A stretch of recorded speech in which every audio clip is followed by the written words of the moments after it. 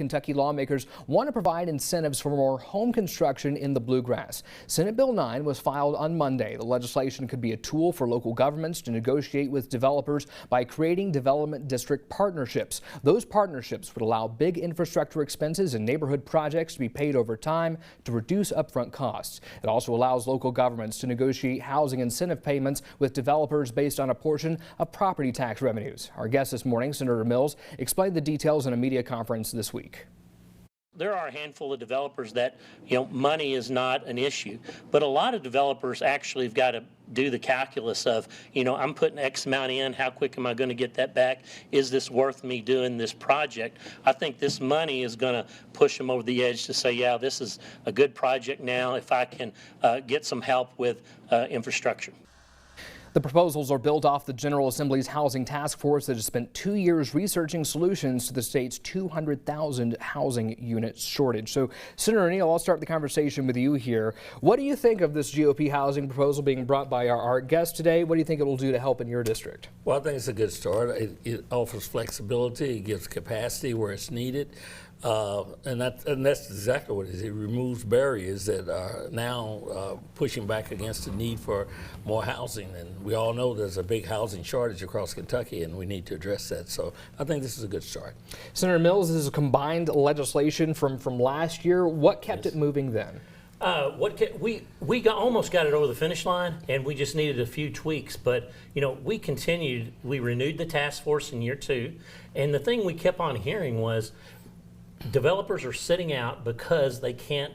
There's just not enough oomph to get them into the game. So housing, we've got to get developers out into the game. That giving them the ability for infrastructure, the ability to get infrastructure monies up front and negotiate deals with local governments for what local cities need is part of this deal. That's what I think. I think this is going to get developers that are sitting out of the game right now to get into the game, hopefully.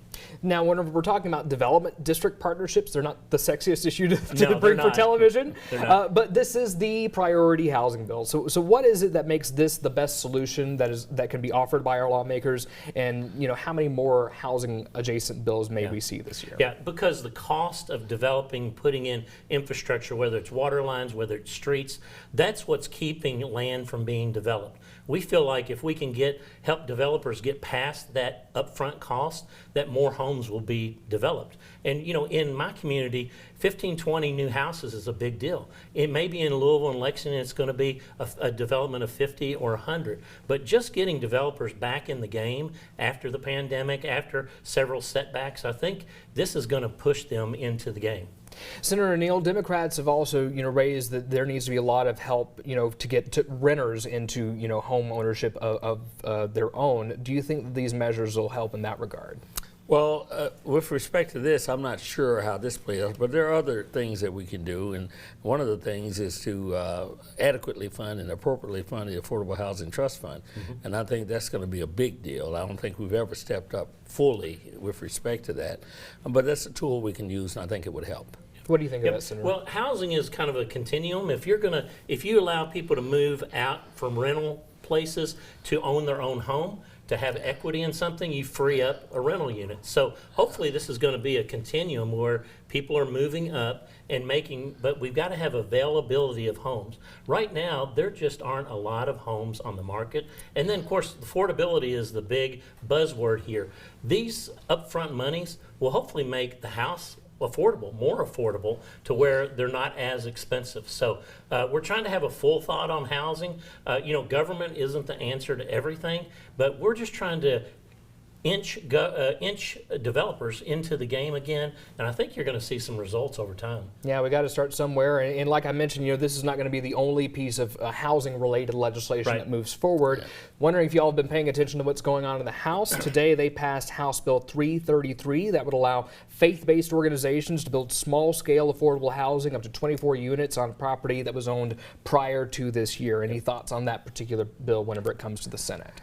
Well, I'm looking at that particular piece. Is this the piece that's a House bill, so I have to ask you, is this the piece where they eliminate some of the restrictions and they can use the property more flexibly than I do believe so. Okay. Well, I think that's good, but I also think there ought to be a component where the people in the neighborhood have a say in this or have some input into this, because it does affect potentially the character of the neighborhood. Are you talking about like not in my backyard kind of? Well, not in my backyard is not, I used to think of it that way, that term, and I hear it often.